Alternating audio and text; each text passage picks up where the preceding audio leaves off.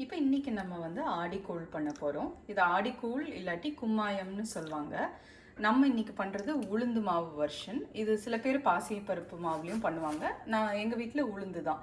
So இது உளுந்து மாவு ஊரில் இடித்து வச்சுருக்கிறது. அப்புறம் அதே அளவு, ரெண்டுமே ஒரே அளவு. ஸோ அதே அளவுக்கு நான் வந்து நெய், ஆனால் ஒரு 1/4 கப்பு மட்டும் எண்ணெய் சேர்த்துருக்கேன். இது எதுக்குன்னா, நம்ம நெய் வந்து இறுகிடும் கொஞ்ச நேரம் ஆனோடனே. அந்த எண்ணெய் வந்து அந்த தளர அந்த சாஃப்டாகவே அந்த ஒரு கூழை வந்து வச்சுருக்கோம். அதுக்காக கொஞ்சமாக எண்ணெய், மீதி ஃபுல் வந்து நெய் தான். அப்புறம் தண்ணி வந்து இதை விட ஒரு 1/4 கப் எக்ஸ்ட்ரா.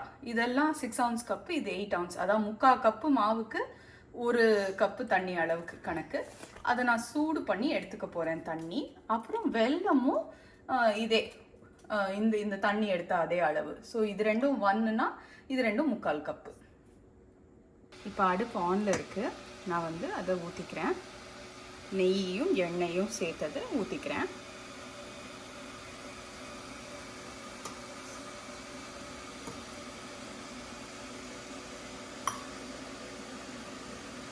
அது லைட்டாக அந்த நெய் உருகட்டும். நான் வந்து அந்த மாவில் கொஞ்சமாக ஒரே ஒரு ஏலக்காய் தூளும் இடித்து வச்சுருக்கேன். இப்போ நம்ம இதை எல்லாத்தையும் சேர்த்து இந்த நெய்யில் மாவை வறுத்துக்க போகிறோம்.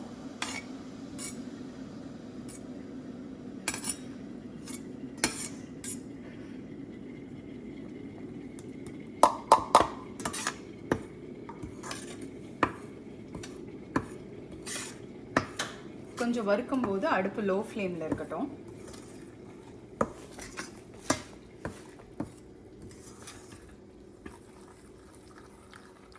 கட்டி இல்லாமல் ஃபுல்லாக வறுத்து விடணும்.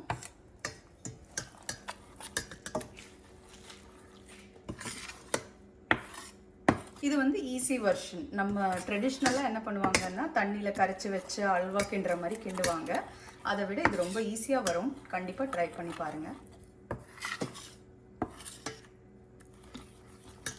ஸோ கொஞ்சம் கூட கட்டி இருக்கக்கூடாது. அந்த மாவு ஃபுல் அந்த தண்ணி பதத்துக்கு அந்த ஃபுல் கரைக்கிற மாதிரி எல்லா பக்கமும் மிக்ஸ் ஆகிடணும்.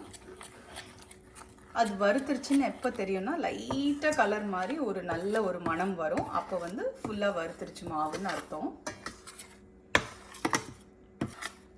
நான் மொத்தமே ஒரு நிமிஷம் தான் இதை வந்து கிண்டி எடுப்பேன். அதுக்குள்ளே நல்லா மணம் வருது. இப்போ இதில் சுடு தண்ணி போட வேண்டியது தான். போட்டோடனே கைவிடாமல் கிண்டணும். சுடு தண்ணி போட்டால் கெட்டியாகி ஒரு மாதிரி நம்ம கூழ் பதத்துக்கு வர ஆரம்பிக்கும். அதனால் நான் சுடு தண்ணியை எடுத்துக்கிட்டு வரேன். அடுப்பு இன்னும் லோ பண்ணிட்டு போகிறேன். இப்போ அடுப்பு லோலேயே இருக்குது. சுடு தண்ணியை ஊற்ற போகிறோம். இப்போ பார்த்தீங்கன்னா, நீங்கள் சுடு தண்ணி ஊற்றும் போதே அது நல்லா வெந்து வருது பாருங்கள். ஈஸியராகவும் இருக்கும். உங்களால் சரியாக கிண்ட வரல அப்படின்னா அடுப்பை இன்னும் கூட லோ பண்ணிக்கோங்க. நான் வந்து இண்டக்ஷன் அடுப்புனால லைட்டாக அமர்த்துறேன்.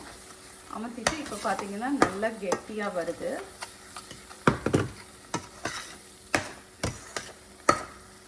கை விடாமல் அது கிண்டணும். இப்போவே பார்த்தீங்கன்னா வெந்துருச்சு மாவு. உங்களுக்கு பார்த்தீங்கன்னா அந்த ஒட்டாமல் வருது. நம்ம வெல்லம் போடும்போது இன்னும் கொஞ்சம் அந்த வெல்லம் கரைய நல்லா இதுவாகிடும். வெல்லம் நீங்கள் பாகு மாதிரி எடுத்து வச்சுக்கலாம். எனக்கு இங்கே சுத்தப்படுத்தின வெல்லம் தான் கிடைக்குது. அதில் தூசி இருக்காது அவ்வளோவா. அதனால் நான் சும்மா இடித்து தான் வச்சுருக்கேன். இது நல்லா வெந்துருச்சு மாவு, உங்களுக்கு பார்த்தாலே தெரியும்.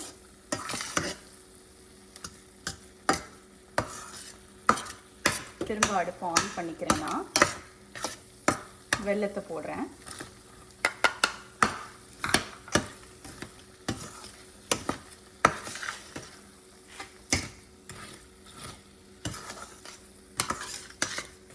அடுப்பு இன்னும் லோவில் தான் இருக்குது.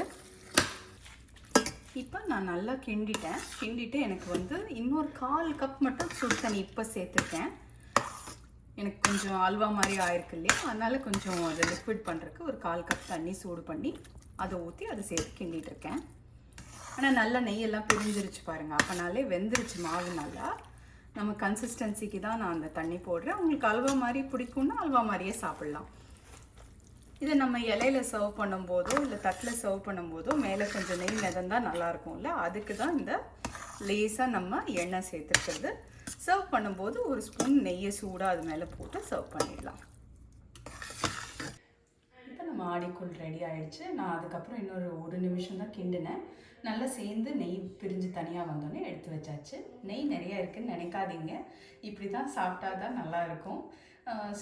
ஆற ஆற நெய் வந்து இறுகிடும். திரும்ப வேணுங்கும் போது லைட்டாக வார்ம் பண்ணி சூடு பண்ணிவிட்டு சர்வ் பண்ணிங்கன்னா இதே மாதிரி நல்லாயிருக்கும். நம்ம வீடியோ பிடிச்சிருந்துச்சுன்னா லைக் பண்ணுங்கள், ஷேர் பண்ணுங்கள், சப்ஸ்கிரைப் பண்ணுங்கள்.